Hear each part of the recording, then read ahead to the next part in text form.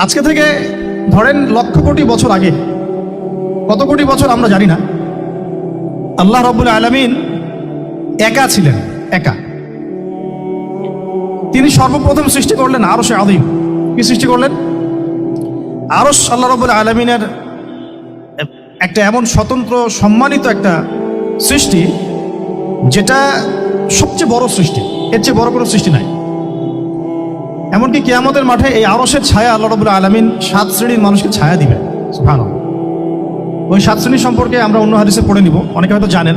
সেখানে ন্যায়পরায়ণ শাসক থাকবেন, তারপরে যুবক থাকবেন, যুবক শ্রেণী যারা যৌবনকালটা আল্লাহর ইবাদতে কাটিয়ে দিয়েছে। সুবহানাল্লাহ। যে নারী একজন যুবককে আহ্বান করেছে খারাপ কাজের জন্য, কিন্তু যুবক বলেছে যে আমি রাজি না, আমি আল্লাহকে ভয় করি, সেই যুবকও আরশের ছায়া পাবে ইনশাআল্লাহ। তারপরে সেই দুই ভাই বা ব্যক্তি যারা একে অপরকে আল্লাহর জন্য মহব্বত করে, তারাও আরশের ছায়া পাবে। এমন ব্যক্তি যে গোপনে দান করে, মানে ডান হাত দিয়ে কি দান করছে বাম হাত জানে না, তারাও আরশের ছায়া পাবে। এমন ব্যক্তি যে অন্ধকারে বা একাকী আল্লাহ পাককে স্মরণ করে এবং চোখ দিয়ে দরদর করে পানি পড়তে থাকে, এই ব্যক্তিও আরশের ছায়া পাবে। এরকম প্রায় 7 শ্রেণীর মানুষ আরশের ছায়া পাবে। আরশ সৃষ্টি করার পরে আরশটা ছিল পানির উপরে। কোথায় ছিল? পানির উপরে। সূরা হুদের মধ্যে আছে। আমি শুধু রেফারেন্সগুলো আপনাদেরকে সূরাগুলো বলে দিব, বাসায় গিয়ে আপনারা পড়বেন। প্রত্যেকটা আয়াত কিন্তু এখানে ধরে বলার সময় নাই আর কি আমার কাছে। তো আরশটা ছিল পানির উপরে। এরপরে আল্লাহ রাব্বুল আলামিন আসমান এবং জমিন সৃষ্টি করেছেন 6 দিনে। পুরো মহাবিশ্ব আল্লাহ রাব্বুল আলামিন সৃষ্টি করেছেন কত দিনে? 6 দিনে। ফি সিত্তাতি আইয়াম, 6 দিনে। এখন সৃষ্টি করার পরে আল্লাহ রাব্বুল আলামিন কলম সৃষ্টি করেছেন। কি সৃষ্টি করেছেন? কলম। ইলমের সাথে যে কলমের সম্পর্ক, এটা একটু পরে আরো ক্লিয়ার হবে আপনাদের কাছে। আল্লাহ পাক কলম সৃষ্টি করে বলেছেন উক্তুব, কলম তুমি লিখো। কলম তো আমাদের সংজ্ঞামত জড় পদার্থ, তাই না? হ্যাঁ, তো আল্লাহ পাক বলছেন কলমকে তুমি লিখো। তো কলম কথা বলছে, মাযা আকতুব, আমি কি লিখবো? আল্লাহ পাক বলছেন লিখো, কিয়ামত পর্যন্ত যা হবে সব লিখে ফেলো। এরপর আল্লাহ রাব্বুল আলামিন লাউহে মাহফুজের মধ্যে একদম from the very beginning till the last day of judgement প্রত্যেকটা কথা লাউহে মাহফুজে লেখা আছে। এমনকি আপনার কার সাথে বিয়ে হবে সেটাও, কয়টা বাচ্চা কাচ্চা হবে সেটাও। তাই এত অস্থির হওয়ার দরকার নাই, রিজিকে যা আছে আসবে ইনশাআল্লাহ। লেখা যদি হয়ে থাকে আসবে না? আসবে ইনশাআল্লাহ, সবর। তো এই জন্য মুমিনদেরকে বলা হয়েছে তোমরা কখনো হতাশ হবে না, কারণ তাকদীর লেখা হয়ে গেছে, হতাশার কোনো কারণ নাই। একটা প্রবণতা আমরা সমাজে দেখছি আত্মহত্যার। ইয়াং জেনারেশনকে আমরা নসিহত করবো যে ভুলেও নিজের জীবনকে বিসর্জন দিতে যাবেন না। আল্লাহ রাব্বুল আলামিন আপনাদেরকে সৃষ্টি করেছেন তার ইবাদত করার জন্য এবং তার জমিনে তার দিনটাকে প্রতিষ্ঠা করার জন্য। খেলায় আপনার জীবনটা নষ্ট করবেন না, ঠিক আছে ভাই? আল্লাহ বোঝার তৌফিক দান করেন। তো কলম সৃষ্টি করার পরে কিয়ামত পর্যন্ত সব লেখা হয়ে গেছে। এখন আমাদের এই পৃথিবীতে তো মানুষ ছিল না, ছিল? এদিকে মনোযোগ দেন। এই পৃথিবীতে কি আগে মানুষ ছিল? এই পৃথিবীতে আগে কি ছিল তাহলে বলেন? হ্যাঁ, মাশাআল্লাহ। এই পৃথিবীতে আগে কি ছিল? এখন ওরা নাই? সবার সাথেই কিন্তু একটা করে আছে, কমপক্ষে কয়টা করে? সবার সাথে কমপক্ষে একটা করে। আর কোন জায়গা আছে যেখানে জিনের বড় বড় আকড়া আছে। পৃথিবীতে যে জায়গাগুলো থেকে ইসলাম বিরোধী অপতৎপরতাগুলো চলে, ওখানে জিনের আকড়া বেশি। কথা বুঝতে পারছেন? তো জিন জাতিকে আল্লাহ পাক ধ্বংস করে দিয়েছেন তাদের পাপের কারণে, আল্লাহ দ্রোহিতার কারণে, অবাধ্যতার কারণে। এখন আল্লাহ রাব্বুল আলামিন ইরাদা করলেন পৃথিবীতে আমাদেরকে সৃষ্টি করবেন, মানে মানুষকে সৃষ্টি করবেন। আল্লাহ পাক তার সমস্ত ফেরেশতাদেরকে একত্রিত করলেন। ঘটনাটা কিন্তু খুব ইন্টারেস্টিং। আমি জানি এখানে ওলামায়ে কেরামও আছেন, তবে আমি সবার জন্য প্রযোজ্য হয় এমন কথা বলারই চেষ্টা করছি, কারণ অনেকে হয়তো এগুলো নাও জানতে পারে। তো আল্লাহ পাকের ভাষায় আমি যদি বলি, আল্লাহ রাব্বুল আলামিন বলছেন আউযু বিল্লাহি মিনাশ শাইতানির রাজীম ওয়া ইয ক্বালা রাব্বুকা লিল মালায়েকা ইন্নী জাঈলুন ফিল আরদি খলিফা। হে নবী মুহাম্মদ সাল্লাল্লাহু আলাইহি ওয়াসাল্লাম, তুমি স্মরণ করো সেই সময়ের কথা যখন আল্লাহ তোমার রব সমস্ত ফেরেশতাদেরকে ডেকে বলেছিলেন যে ইন্নী জাঈলুন ফিল আরদি খলিফা, আমি জমিনে মানে পৃথিবীতে আমার খলিফা পাঠাতে চাই। কি পাঠাতে চাই? আরো জোরে বলেন। আল্লাহ পাক বলেননি পৃথিবীতে মানুষ পাঠাতে চাই, পৃথিবীতে নতুন কোনো মাখলুক পাঠাতে চাই।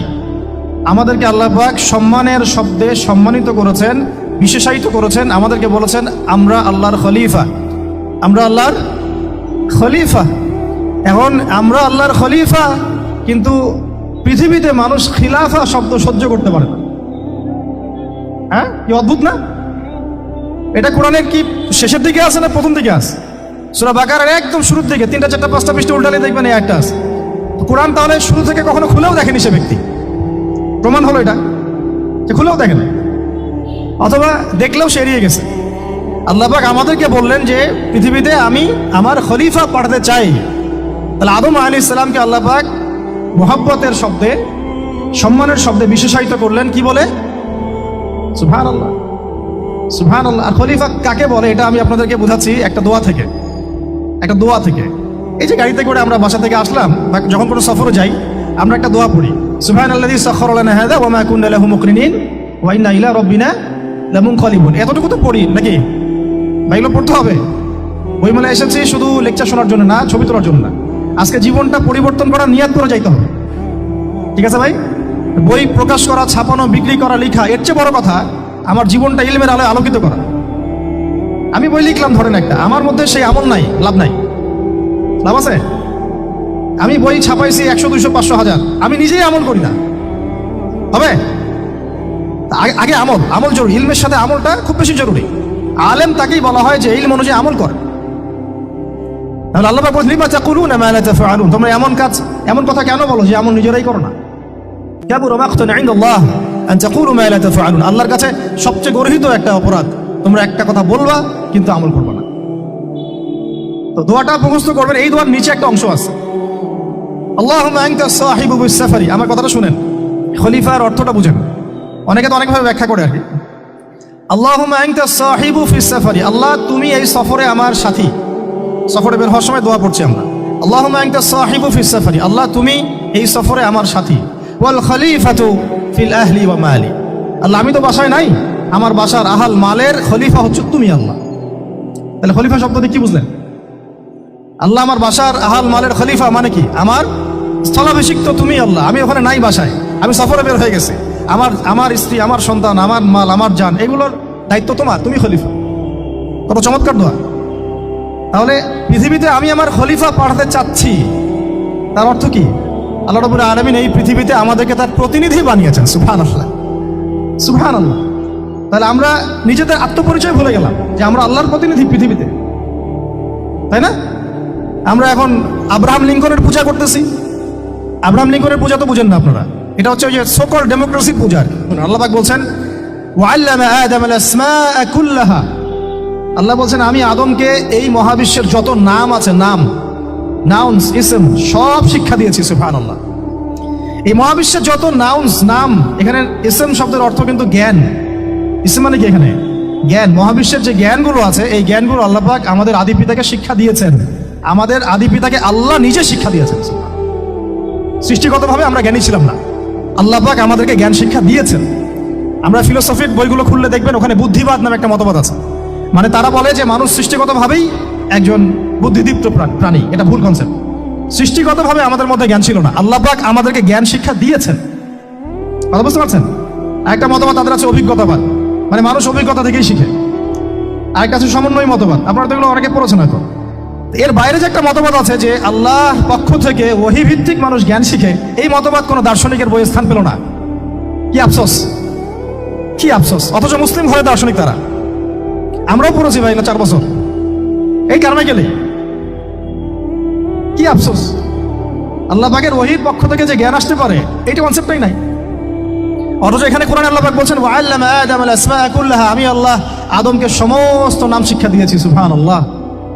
এরপরে এই যে জ্ঞান আদম আলাইহিস সালামকে আল্লাহ পাক শিক্ষা দিলেন, এর ফলশ্রুতিতেই আল্লাহ পাক বললেন যে ওয়াইজ কুলনা লিল মালাইকা উসজুদু লি আদম, হে ফেরেশতারা তোমরা এখন আদমকে সিজদা করো। কি ফেরেশতাদেরকে দিয়ে আল্লাহ পাক আমাদের পিতাকে সিজদা করালেন কিসের মানদণ্ডে? কিসের কারণে? জ্ঞানের কারণে। জ্ঞানের কারণে ফেরেশতাদেরকে আল্লাহ পাক বললেন যে এই নামগুলো বলে দাও তো তোমরা। তারা বলতে পারলো না। তারা বললো লা ইলম আল্লাহুম্মা লা ইলমা লানা ইল্লা মা আল্লামতানা, আল্লাহ আমাদের তো সেই জ্ঞান নাই, শুধু ওইটুকু জ্ঞান আছে যা আপনি আমাদেরকে শিখিয়েছেন। তখন আল্লাহ পাক বলেছিলেন যে আমি যা জানি তোমরা তা জানো না। আমি কি বলি নাই যে আমি আসমান জমিনের গায়েবের সব খবর জানি? তখন আল্লাহ বললেন যে তোমরা সবাই সিজদা করো আদমকে। তাহলে আমাদের পিতাকে খলিফা করা হলো, জ্ঞান শেখানো হলো, আল্লাহ পাক নিজে শেখালেন, ফেরেশতার মণ্ডলীদের দিয়ে সিজদা পর্যন্ত করালেন। কিসের মানদণ্ডে? আরো আসতে বলেন, জ্ঞানের মানদণ্ড। এখন যদি আমরা একটু প্রশ্ন ছুড়ে দেই নিজ নিজ বিবেকে, আমরা কি সেই ওহীর 10টা সূরাও শিখেছি? 10টা পারা কি পড়া হয়েছে কখনো? 10টা সূরারও কি অর্থ জানি? অনেকে তো 10টা আয়াতের অর্থ জানি না। আমরা কি সেই ওহীর 10টা হাদিস শিখেছি? তাহলে আমরা কোথায় সম্মান খুঁজতেছি? পশ্চিমাদের কাছে? বলেন। সত্যি সবচেয়ে আফসোস লাগে আমার একটা জিনিস, যে মুসলিমরা আমরা এখন আমাদের আত্মপরিচয় ভুলে যাচ্ছি, আর আল্লাহ পাক আমাদেরকে যেখানে সম্মান রেখেছেন ওইখানে সম্মান না খুঁজে আমরা অন্যের দাসত্বের সম্মান খুঁজতেছি। আল্লাহ আমাদেরকে বোঝার তৌফিক দান করে। এটা অজ্ঞতার কারণে হচ্ছে। আমাদের কাজ তাদেরকে সচেতন করা বা তাদেরকে মেসেজ পৌঁছে দেওয়া। আমরা উগ্র পন্থা অবলম্বন করব, আমরা হিকমার সাথে প্রজ্ঞার সাথে মানুষকে বোঝানোর চেষ্টা করব, এগুলো বোঝানোর অংশ। এখন আচ্ছা, আরেকটা কথা আপনাদেরকে বলি, একটা কথা আমি মাঝখানে মিস হয়ে গেছে। এই যে আল্লাহ পাক আমাদেরকে খলিফা করে পাঠিয়েছেন, খলিফার কাজ কি? প্রশ্ন না? আমাদের কাজ কি তাহলে? এই কাজটা আল্লাহ পাক আবার ব্যাখ্যা করেছেন সূরা সদের মধ্যে। কোন সূরায়? সূরা সদ। সদ নামে একটা সূরা আছে, সূরা ইয়াসিনের আগে পড়ে পাবেন। তো এখানে আল্লাহ পাক আরো একজন নবীকে তার খলিফা বলেছেন। সেই নবীর নাম দাউদ আলাইহিস সালাম। কি নাম? আর দাউদ আলাইহিস সালাম কিন্তু এই জেরুজালেম থেকে, যেখানে এখন ওই জায়নিস্টরা বোম্বিং করে আর কি, নিরীহ মুসলিমদেরকে হত্যা করে বিগত 70 বছর থেকে, ওই জেরুজালেম থেকে কিন্তু দাউদ আলাইহিস সালাম বিশ্ব শাসন করেছিলেন। তার পরবর্তীতে তার সন্তান সুলাইমান আলাইহিস সালামও কিন্তু ওখান থেকে বিশ্ব শাসন করেছিলেন।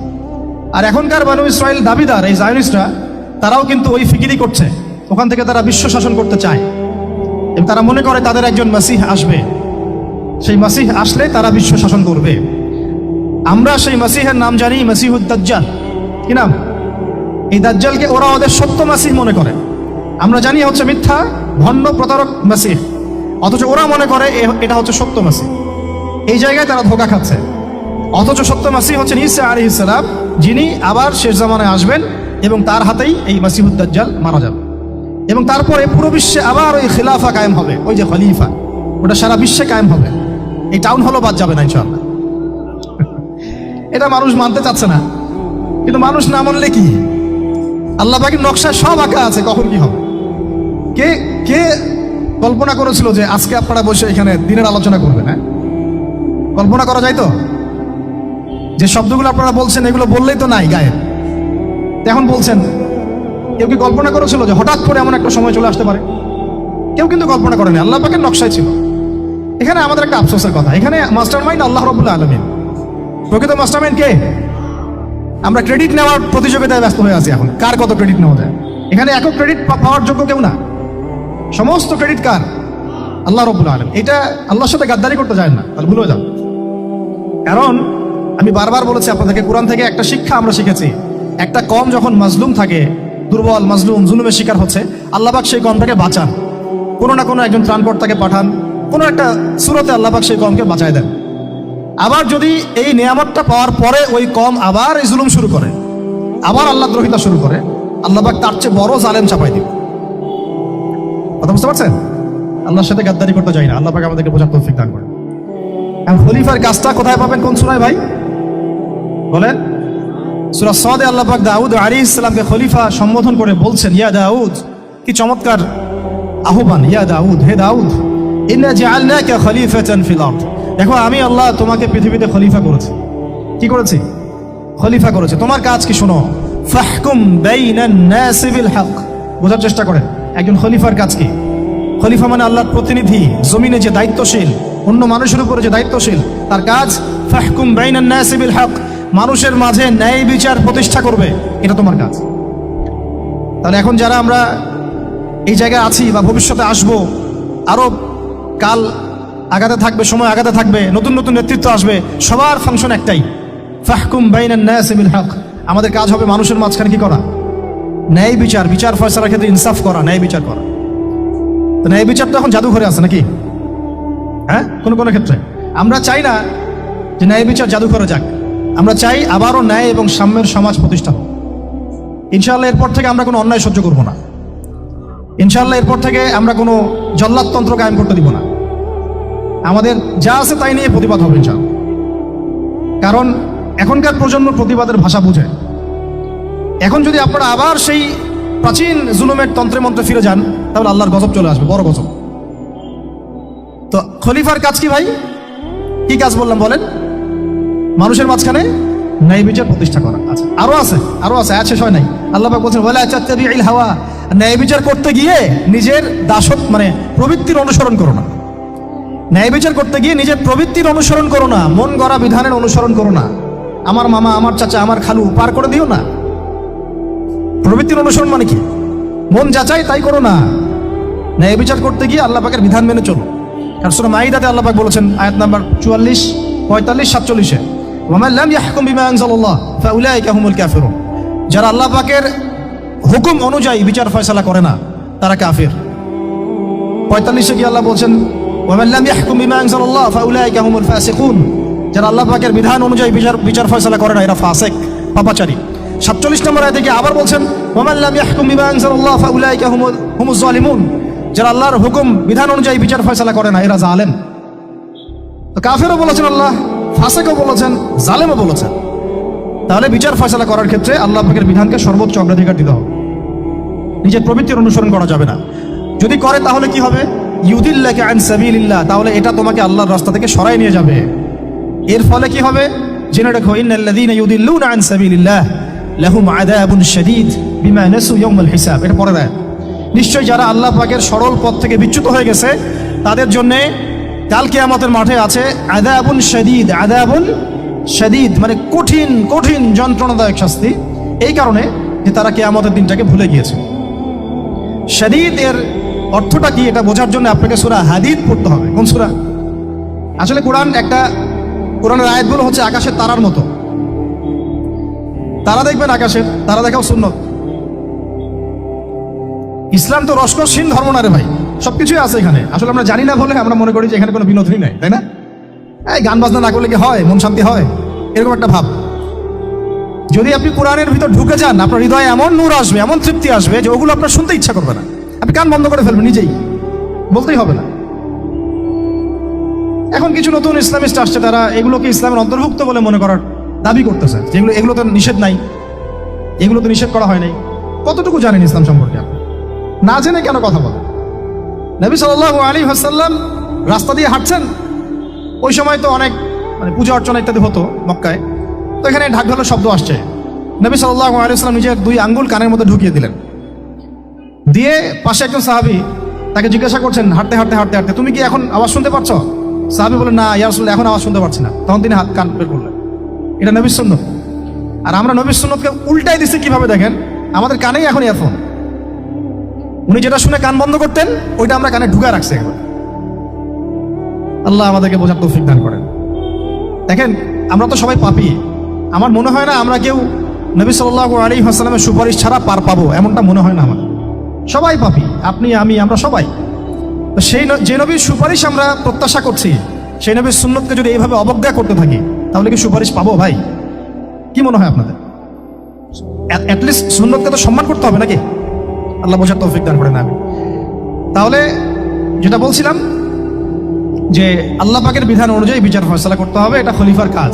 ন্যায় বিচার করতে হবে মানুষের মাঝখানে, এবং নিজের প্রবৃত্তির অনুসরণ করা যাবে না, তাহলে আল্লাহর পথ থেকে দূরে সরাই দিবে। এখানেই বললাম শাদীদ বুঝতে গেলে আপনাকে কোন সূরা পড়তে হবে? সূরা হাদীদ। আকাশের তারার কথা কেন বললাম? যে আকাশের তারাগুলো যদি মেলাতে পারেন দেখবেন বিভিন্ন শেপ তৈরি হয়। প্রত্যেকটা তারার অবস্থানের গাণিতিক একটা ব্যাখ্যা আছে। যারা অ্যাস্ট্রোনমি নিয়ে পড়াশোনা করেন তারা জানেন, এগুলা সবাই জানবেন না। প্রত্যেকটা তারাকে আল্লাহ পাক এত সূক্ষ্মভাবে স্থাপন করেছেন যে যদি একটু সামান্য একটু ডানে বামে এগুলো সরে যায়, মহাবিশ্বের এই স্থিতিশীলতা নষ্ট হয়ে যাবে। এবং এটার কসমও আল্লাহ পাক কোরআনে করেছেন সূরা ওয়াকিয়ার মধ্যে। কোন সূরা? সূরা ওয়াকিয়াতে আল্লাহ পাক বলেছেন ফালা উকসিমু বিমাওয়াকিইন নুজুম, আমি তারার অবস্থান স্থলের স্থিতির কসম করে বলছি। আল্লাহ পাক এর কসম করেছেন। কত গুরুত্বপূর্ণ জিনিস, ঠিক আছে? তো পরেরগুলো বললাম না।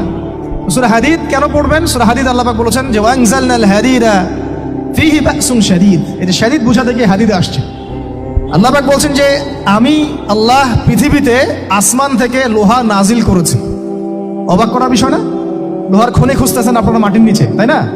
আল্লাহ পাক বলছেন আমি লোহা নাজিল করেছি, আনজালনা, ঠিক যেমন ইন্না আনজালনাহু ফি লাইলাতুল কদর, আমি লাইলাতুল কদরে কোরআন নাজিল করেছি, আসমান থেকে নাজিল হয়েছে, তাই না? এরকমই ওয়ানজালনাল হাদিদা, আমি হাদিদ লোহা নাজিল করেছি, ফিহি বাসুন শাদীদ, যে লোহার মধ্যে আছে কঠিন শক্তি আছে না? আয়রন যে অণু পরমাণুগুলো, এগুলোর শক্তি সবচেয়ে বেশি না? কেমিস্ট্রিতে আপনারা পড়েছেন। তাহলে এখন আল্লাহ পাক বলছেন কিয়ামতের দিন তাদের জন্য আযাবুন শাদীদ, যারা আল্লাহ পাকের খলিফার দায়িত্ব পালন করবে না, যারা খলিফার দায়িত্ব পেয়েও ন্যায় বিচার করবে না, ইনসাফ করবে না, প্রবৃত্তির অনুসরণ করবে, ঠিক আছে, আল্লাহর পথ থেকে বিচ্যুত হয়ে যাবে, তাদের জন্য কিয়ামতের মাঠে এই শাস্তি আছে। তাহলে আমরা কি খলিফা শব্দ বুঝতে পারলাম? আমাদের পিতা যে খলিফা, এটা কি বুঝতে পারলাম? তাহলে এখন বলেন তো, প্রত্যেক নবী কি আল্লাহর খলিফা ছিলেন না? ছিলেন কি না? প্রত্যেক নবী কি আল্লাহর বিধান দিয়ে বিচার ফয়সালা করেন নাই? মানুষের মাঝখানে ইনসাফ করেন নাই? ন্যায় বিচার প্রতিষ্ঠা করেন নাই? এরপরে সাহাবায়ে কেরামের যুগে তারা কি ন্যায় বিচার প্রতিষ্ঠা করেন নাই? তাহলে হঠাৎ করে কি হলো বিশ্ববাসীর মধ্যে যে একেবারে কোরআন হাদিস এর মৌলিক বিষয়গুলো এগুলো সব পাশ কাটিয়ে আমরা মানব রচিত বিধানগুলোর দিকে চলে গেলাম? রহস্যজনক না বিষয়টা? এটা হচ্ছে দাজ্জালীয় একটা শাসন আসতেছে সামনে। দাজ্জাল নিজেকে খোদা বলে দাবি করবে এবং সে সমস্ত মানব জাতিকে বুঝাবে যে সেই খোদা, নাউযুবিল্লাহ। সে অনেক ভেলকি দেখাবে, মানুষকে তার দিকে টেনে নিয়ে আসবে, এমনকি সে এক হাতে জান্নাতে এক হাতে জাহান্নাম নিয়ে ঘুরবে। নবীজি বলেছেন যে তার জান্নাতে প্রবেশ করবে ওটাই তার জাহান্নাম, আর যে তার জাহান্নামে প্রবেশ করবে সেটাই হচ্ছে জান্নাত। তাহলে পুরো বিশ্ববাসীকে আল্লাহ থেকে দূরে সরিয়ে একটা গডলেস ওয়ার্ল্ডে রূপান্তরিত করার একটা তৎপরতা চলছে, লক্ষ্য করতেছেন না? এটা মূলত আপকামিং যে দাজ্জালীয় সভ্যতার ভবিষ্যৎবাণী নবীজি করেছেন, এই দিকেই ওয়ার্ল্ড যাচ্ছে আস্তে আস্তে ওই দিকে যাচ্ছে। তবে নবীজি এটাও বলেছেন সাল্লাল্লাহু আলাইহি ওয়াসাল্লাম যে আমার উম্মতের মধ্যে একটা তাইফা, একটা দল, কিছু মানুষ সবসময় হকের উপর অটল থাকবে ইনশাআল্লাহ, কিন্তু তাদের সংখ্যা হবে খুব কম। এখন আমাকে আপনারাই বলেন যে ওই হকের উপর অটল থাকতে হলে আমার সেই জ্ঞান লাগবে কি লাগবে না? বলেন। যেই জ্ঞান আমাদের পিতাকে শেখানো হয়েছে, দেখবেন প্রত্যেকটা মানুষের মধ্যে কিছু প্রতিভা আছে, সৃজনশীলতা আছে না? একটা বুদ্ধিদীপ্ত একটা তাড়না মানুষের ভিতরে কাজ করে। এটা কোত্থেকে আসছে জানেন? আমাদের পিতার ডিএনএ থেকে আসছে। আমাদের পিতার ডিএনএ থেকে, আমরা কিন্তু সবাই তার সন্তান। এরপরে পৃথিবীতে মানুষ পাপাচারে যখন লিপ্ত হলো প্রচন্ড রকম, তখন নূহ আলাইহিস সালামকে আল্লাহ পাক পাঠান এবং তিনি প্রায় 950 বছর দাওয়াতের কাজ করলেন, 40টা বা 80টা পরিবার ইসলাম কবুল করলো। তখন আল্লাহ পাক এই মুমিনদেরকে বাদ দিয়ে সবাইকে গারদ করে দিলেন, ধ্বংস করে দিলেন। মানে আমরা যারা পৃথিবীতে এখন বেঁচে আছি, যে আপনি আমি, আপনাদের নাম আমি জানি না, আমরা যারা বেঁচে আছি, আমরা কিন্তু কোনো না কোনোভাবে ওই 40 বা 80 পরিবারের সন্তান। আমরা আত্মীয়, কিন্তু আমরা সবাই কিন্তু আত্মীয়, জানেন? 40টা বা 80টা পরিবার বাদ দিয়ে বাকি সব মানুষকে আল্লাহ পাক ধ্বংস করে দিয়েছিলেন নূহ আলাইহিস সালামের মহাপ্লাবনে। ঘটনা জানেন না? 40 বা 80টা পরিবারকে বাদ দিয়ে বাকি সবাইকে আল্লাহ পাক ধ্বংস করেছেন ওই মহাপ্লাবনে। তাহলে এখন এই বিশ্বে যত মানুষ আছে তারা কয়টা পরিবারের সন্তান? ওই 40-80। আমরা কোনো না কোনোভাবে একে অপরের আত্মীয় হই, মুসলিম অমুসলিম সবাই, মুসলিম অমুসলিম সবাই। আমরা যে অসাম্প্রদায়িকতার কথা বলি না, এই শব্দটাকে ভালো অর্থে নেওয়া যায়। কি অর্থে? অন্যান্য ধর্মাবলম্বী মানুষ যারা, তারা তাদের ধর্ম স্বাধীনভাবে পালন করবে, কোনো সমস্যা নেই, আমরা তাদের এই কাজে বাধা দিতে যাব না। একইভাবে আমরা আমাদের ধর্ম স্বাধীনভাবে পালন করব, তারা এখানে কোনো বাধা দিতে পারবে না। সিম্পল। তারা তাদের উৎসব তাদের মতো পালন করবে, আমরা আমাদের উৎসব আমাদের মতো পালন করব। না আমি মূর্তি পাহারা দিতে যাব, আর না আমি মূর্তি ভাঙতে যাব। সিম্পল। আমি পাহারাও দিতে যাব না, ভাঙতেও যাব না। সিম্পল। আমরা কি কুরবানিতে তাদেরকে বলতে পারবো ভাই আসেন আমার বাসায় দাওয়াত খান? এটা হয় কখনো? লাকুম দীনুকুম ওয়ালিয়া দিন, আপনাদের দিন আপনাদের, আমাদের দিন আমার। সিম্পল। এই অর্থে ঠিক আছে, কিন্তু সব ধর্ম মিলে যে নতুন ধর্ম বানানোর চেষ্টা করা হচ্ছে বাংলাদেশে, এটা ঠিক নাই। এটা শুভঙ্করের ফাঁকি। সব ধর্ম মিলে নতুন ধর্ম করার কোনো সুযোগ নাই। আমরা সবাই এক পরিবারের সন্তান। এখন আমাকে বলেন, নূহ আলাইহিস সালামের একটা ছেলে ছিল, নাম জানেন? কি নাম বলেন? কে? না না, মাশাআল্লাহ। কয় ছেলে ছিল তার? হ্যাঁ, না, মূলত 4জন সন্তান থেকে বড় বড় 4টা গোত্র সৃষ্টি হয়েছে। শাম এক সন্তানের নাম কি? এটাকে কেন্দ্র করে এই যে সিরিয়ান কন্টিনেন্টে, পুরো প্যালেস্টাইন, সিরিয়ান, অ্যারাবিয়ান কন্টিনেন্টে যত মানুষ তার বংশধর, ঠিক আছে? হাম, একটা সন্তানের নাম হাম। এখান থেকে আফ্রিকার যে কালো কালো মানুষগুলো সব তাদের বংশধর। একটা হচ্ছে ইয়াফাস, ইউরোপিয়ান যারা সাদা চামড়া সব এদের বংশধর।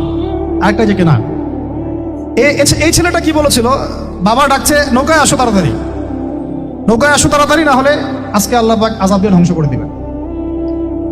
সে নবীর সন্তান হওয়ার পরেও আল্লাহ প্রদত্ত ওহীর জ্ঞানকে মূল্যায়ন না করার কারণে ধ্বংস হয়ে গেল। আর ওই 40টা বা 80টা পরিবার নাজাত পেল কিভাবে? আল্লাহর পক্ষ থেকে নাজিলকৃত ওহীর জ্ঞানকে প্রাধান্য দিয়ে আনুগত্য করে। তাহলে কোন জ্ঞানকে আমরা প্রাধান্য দিব ভাই? আমি বলছি না যে আমরা দুনিয়াবী জ্ঞানগুলোকে শিখবো না, ওই প্রসঙ্গে আমি একটু পরে আসছি যে আমরা শিখবো এবং কিভাবে শিখবো, কতটুকু শিখবো। আগে এই অংশটুকু শেষ করি। ঠিক একইভাবে আপনারা কি আদ জাতির নাম জানেন? আদ, সামুদ। ওই যে সৌদি আরব এখন যেখানে লাইন বানাচ্ছে, লাইন প্রজেক্ট, ওই আলোলা বলে, আলোলা লাইন প্রজেক্ট বানাচ্ছে দেখবেন অনলাইনে। ওই জায়গা দিয়ে নবী সাল্লাল্লাহু আলাইহি ওয়াসাল্লাম তাবুক যুদ্ধের সময় গিয়েছিলেন। যাওয়ার সময় তিনি বলেছিলেন, তোমরা মাথা নিচু করে কান্নাকাটি করতে করতে এখান থেকে অতিক্রম করো। সাহাবীরা মাথার উপর কাপড় দিয়ে কান্নাকাটি করতে করতে জায়গাটা পার করেছেন, কারণ ওই জায়গায় সামুদ জাতি ছিল যাদেরকে ধ্বংস করা হয়েছে। ওটা হচ্ছে এখন পর্যটন স্পট। সুবহানাল্লাহ। তো আদ এবং সামুদ জাতিকে আল্লাহ পাক ধ্বংস করলেন, কিন্তু তাদেরকে করেন নাই যারা ওহীর জ্ঞানকে প্রাধান্য দিয়েছিল। ইব্রাহিম আলাইহিস সালাম কোন জ্ঞানের বদৌলতে আল্লাহকে চিনলেন? মানব রচিত জ্ঞান নাকি আল্লাহর পক্ষ থেকে নাজিলকৃত জ্ঞান? বলেন। মূসা আলাইহিস সালাম কোন জ্ঞানের বদৌলতে ফিরআউনের মতো এই যে কি বলবো প্রতাপশালী একজন শাসকের সামনে দাঁড়িয়ে বুক ফুলিয়ে ইসলামের দাওয়াত দিলেন? কোন জ্ঞানের আলোকে? ওহীর জ্ঞান। আর ওহীর জ্ঞান যখন নাজিল করা হয়েছে তখন তিনি দোয়াটা পড়ছিলেন, রব্বি ইশরাহ লি সাদরি ওয়া ইয়াসসির লি আমরি ওয়াহলুল উকদাতাম মিন লিসানি ইয়াফকাহু কওলি। প্রত্যেক নবী, ইউসুফ আলাইহিস সালাম কারাগারে 12 বছর থেকেছেন। কত বছর?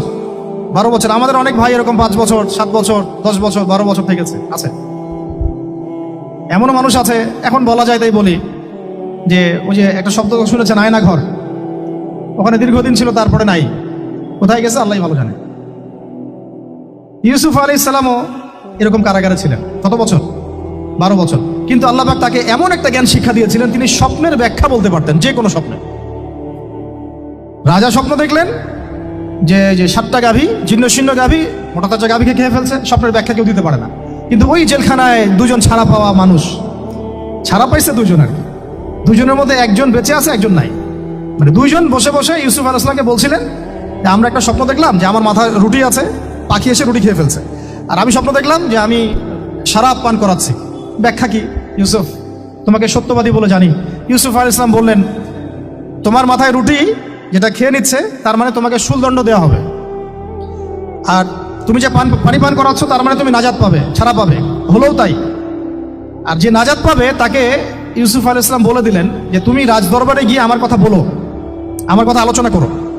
তো সে ভুলে গিয়েছিল। পরে যখন এই স্বপ্নটা দেখলো বাদশা, তখন বাদশা সবাইকে ডাকলো, ডেকে বললো যে এই গাভীর স্বপ্নের ব্যাখ্যা কি? তখন এই ব্যক্তির মনে পড়ছে, আর ইউসুফ তো ব্যাখ্যা দিতে পারে। সে গিয়ে ইউসুফ আলাইহিস সালামকে ডেকে নিয়ে আসতেছে যে এই রাজা স্বপ্ন দেখছে, ব্যাখ্যা কি? স্বপ্ন কিন্তু আপনার কাছে শুনে একটা স্বাভাবিক মনে হচ্ছে, আরে গাভীর আবার স্বপ্নের কি ব্যাখ্যা? তখন ইউসুফ আলাইহিস সালাম ব্যাখ্যা দিলেন যে 7 বছর ফসল ফলবে আপনাদের এলাকায়, তারপরের 7 বছর হবে দুর্ভিক্ষের সময়। কিসের সাথে কিসের ব্যাখ্যা? এই জ্ঞান কে শিখালেন তাকে? এই ইন্টারপ্রিটেশনের জ্ঞান কে শিখালেন? তাহলে জ্ঞানের মূল উৎস কে? আমার কথা বলার উদ্দেশ্য কি বুঝতে পারছেন? যত জ্ঞান তার মূল উৎস কে? স্বপ্ন একটা জ্ঞান, যদি সেটা সত্য হয়। আর জেনে রাখবেন, কিয়ামতের আগে আগে মুমিনদের স্বপ্ন বেশি বেশি সত্য হবে। ঠিক আছে? মূসা আলাইহিস সালামকেও সেই আল্লাহ জ্ঞান শিক্ষা দিলেন। ঈসা আলাইহিস সালাম এই কুষ্ঠরোগীর গায়ে হাত বুলালে ভালো হয়ে যায়। হ্যাঁ, অন্ধ ব্যক্তির মানে চোখে হাত বুলালে ভালো হয়ে যায়। এমনকি মৃত ব্যক্তিকে তিনি বলছেন কুম বিইজনিল্লাহ, আল্লাহর হুকুমে দাঁড়িয়ে যাও, দাঁড়িয়ে গেল। এই জ্ঞান কে দিয়েছেন তাকে? দাউদ এবং সুলাইমান আলাইহিস সালাম এই যে পশু পাখির ভাষা বোঝেন, সুলাইমান আলাইহিস সালাম পিঁপড়ার ভাষাও বোঝেন। আপনাদের সায়েন্স কি পিঁপড়ার ভাষা বুঝে? হ্যাঁ, আমরা তো এখন সায়েন্সকে সবকিছুর মানদণ্ড মনে করি, তাই না? সায়েন্স যদি বলে হ্যাঁ তাহলে হ্যাঁ, না বললে না। মানে এমন একটা ভাব, দেখেন সায়েন্সকে আমরা ইলাহ বানাইছি, ইলাহ, উপাস্য। সায়েন্স যদি বলে যে পৃথিবী থেকে অমুক অমুক কোটি কোটি আলোকবর্ষ দূরে একটা গ্রহের সন্ধান পাওয়া গেছে, নাম দিল ধরেন যে আলফা এক্স ওয়াই জেড কিছু একটা, ওখানে হুরপড়ি আছে, হ্যাঁ, ওখানে দুধের সাগর আছে, মধুর সাগর আছে। তো মানুষ তখন বিশ্বাস করা শুরু করবে, হ্যাঁ হ্যাঁ তাই তো থাকতেই পারে। নাসা বলেছে না হয়ে পারে, নাসা মন্তব্য করেছে না হয়ে পারে। ওরকম যদি বলে অনেক দূরে একটা আগুনের একটা বিশাল ইয়া পাওয়া গেছে, গ্রহ পাওয়া গেছে, ওখানে আযাব দেওয়া হয়, শাস্তি দেওয়া হয়, ওখানে অন্য মাখলুক আছে, ওদের ভাষা এলিয়েন আর কি, মানুষ বিশ্বাস করে। এটা আল্লাহ পাক কোরআনে বলছেন যে সুলাইমান আলাইহিস সালাম পিঁপড়ার ভাষাও বুঝতেন, ওই কথা বিশ্বাস করতে চাচ্ছে না। সুলাইমান আলাইহিস সালাম বাতাসে ফ্লাই করতে পারতেন, এটা বুঝতে পারতেছেন, বিশ্বাস করে না। তাহলে ওই প্রযুক্তি না থাকলে এয়ারক্রাফট কিভাবে আবিষ্কার করলেন? যে প্রযুক্তিগুলো পৃথিবীতে চলে গেছে ইতিমধ্যে, ওগুলো ভবিষ্যতেও আসতে পারে। যেমন একটা প্রযুক্তির কথা বলি, সুলাইমান আলাইহিস সালাম বসে আছেন, একজনকে বললেন না সাবার রানী বিলকিসের সিংহাসন কে নিয়ে আসতে পারবে? একজন বললো যে আপনি উঠে দাঁড়াইতে যতক্ষণ সময় লাগে এর মধ্যে নিয়ে আসবো। উনি বললেন যে হবে না, এটাতে হবে না, তুমি স্লো, তুমি 3G 4G না, এত স্লো স্পিডে আবার হবে না। এই কথা বলেন নাই, মজা করলাম আর কি। আমাদের ইউটিউবাররা আবার এই অংশ কাট করে আবার প্রচার করে দিতে পারে। দেখেন কিসের সাথে কি ব্যাখ্যা করলো, কোরআনকে 3Gর সাথে তুলনা করলেন আবু তোহাদ না, ব্যাস কাম সারা দেশে ওইটাই ইস্যু। তখন মহা মুসিবত, মানে বাঙালি জাতির মধ্যে দিন প্রচার করা। আমাদের সালাফদের ভাগ্য ভালো যে তারা আগেই, মানে এই প্রযুক্তি আসার আগেই দুনিয়া থেকে তারা চলে গেছে। মুশকিল না, যত ইস্যু এগুলোর কারণেই সৃষ্টি হয়। তো যাই হোক, প্রসঙ্গে আসি, কোথায় ছিলাম ভাই, যে কথা হারায় ফেললাম। হ্যাঁ, আরেকজন বললেন যে না, আপনি চোখের পলক ফেলতে যতক্ষণ লাগে এর মধ্যে দেখবেন সিংহাসন সামনে। সুবহানাল্লাহ, কি প্রযুক্তি বলেন! এই প্রযুক্তির সামনে কি বিশ্ববাসী যেতে পেরেছে? দেখেন সুলাইমান আলাইহিস সালামের বাতাসে ফ্লাই করাটা কিন্তু এখন পৃথিবীতে খুব কমন হয়ে গেছে। আমরা সবাই ফ্লাই করতেছি বাতাসে, তাই না? যদি আপকামিং কোনো সময় আপনি দেখেন যে এইরকম চোখের পলকেই একটা বস্তু আরেকটা জায়গা থেকে এক জায়গায় চলে আসতেছে, আমি অবাক হব না ইনশাআল্লাহ। কারণ কোরআনে অতীতে এই ঘটনার দলিল আছে। বুঝতে পারতেছি না? এক কথায় সমস্ত জ্ঞানের মূল উৎসকে। এরপরে আসেন, অত আর লম্বা করছি না, আমাদের নবী মুহাম্মদ সাল্লাল্লাহু আলাইহি ওয়াসাল্লাম আসেন। আমরা তো তার উম্মত। 23 বছরে, একটু মনোযোগ দেন, এটা আলোচনার লাস্ট পার্ট, ঠিক আছে? 23 বছরে তিনি পুরো জাহেলিয়াতকে পরিবর্তন করে দিয়েছেন। কত বছরে? 23 বছর। আপনারা কি জানেন যে আইয়ামে জাহিলিয়াতে আসলে কি কি সমস্যা ছিল? কেন ওই যুগটাকে আমরা জাহিলিয়াত বলি? বেসিক্যালি 5-6টা সমস্যা ছিল। কয়টা? 5-6টা। 1 নম্বর শিরক। 1 নম্বর কি? আমার সাথে বলেন। শিরক আমাদের ওয়ার্ল্ডে নাই, এটা তো গ্লোবাল শিরক চলতেছে এখন। শুধু ধর্মীয় শিরক চলতেছে না, কিন্তু এখন শিরক হচ্ছে পলিটিক্সে, শিরক হচ্ছে ইকোনমিক্সে, শিরক এডুকেশনেও আছে, শিরক কালচারের মধ্যেও আছে। কথাগুলো বুঝতে হবে একটু গভীরভাবে। তখন সমস্যা ছিল রিবা, সুদ। এখন নাই। রিবা ছাড়া কোনো সিস্টেম আছে এখন ওয়ার্ল্ডে? আমি গতকালকে একটা হাদিস মোতালা করছিলাম সুদ সংক্রান্ত। নবীজি বলেছেন সাল্লাল্লাহু আলাইহি ওয়াসাল্লাম যে একটা যুগ আসবে সামনে, সুদবিহীন কোনো মানুষই চলতে পারবে না। যে চলতে চাইবে তার গায়েও সুদের ছিটাফোঁটা গিয়ে লাগবে। আসে নাই সেই যুগ? সুবহানাল্লাহ, কিভাবে তিনি এত স্পেসিফিকলি কথাগুলো বলতে পারেন? নিশ্চয়ই তিনি এমন একজন সত্তার কাছ থেকে জ্ঞান পেয়েছেন যিনি সব জানেন, অতীত, বর্তমান, ভবিষ্যৎ, তাই না? এমনকি নবীজি বলেছেন ইমামুল মাহদির সময় যে 10 জন ঘোর সাওয়ার বের হবে এবং তারা গিয়ে খোঁজ নিতে যাবে যে দাজ্জাল বের হয়েছে কিনা।